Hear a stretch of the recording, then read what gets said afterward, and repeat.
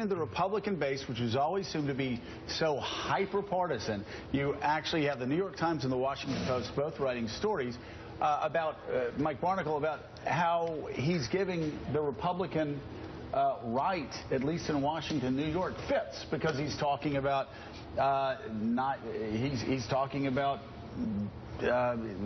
whether it's taxes for the hedge funders, or if he's taking a different look at immigration, where the Wall Street Journal position is far more permissive.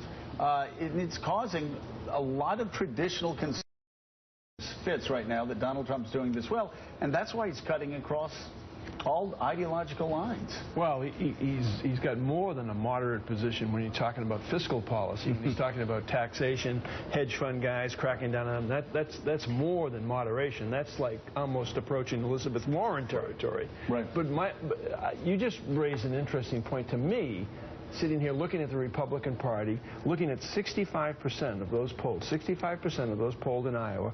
It's a combination of Trump, Carson, Fiorina, and Cruz. 65%. Right.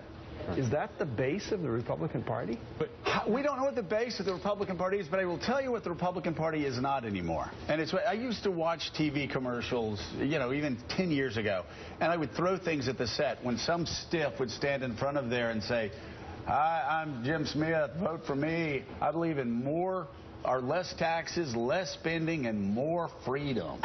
And they've said the same thing for 40 years. They go to Washington, they lie, they raise spending, they explode the deficit, they say they're going to have a restrained, respectful foreign policy, they start wars, and the thing is, I'm going to name names. I love Scott Walker, but Scott Walker's not said one thing in this campaign that wasn't market tested or poll driven. Marco Rubio. People say, well, ask why I'm so tough on Marco Rubio. Because Marco Rubio takes 6 weeks to answer the most basic of questions because he's so tied up. Well, I believe in this, but I believe in that. I believe in this exception, but I don't really believe in that exception. But if I did believe in exception, that would be the most reasonable exception to believe in. And as a lawyer, you sit through the 12 statements.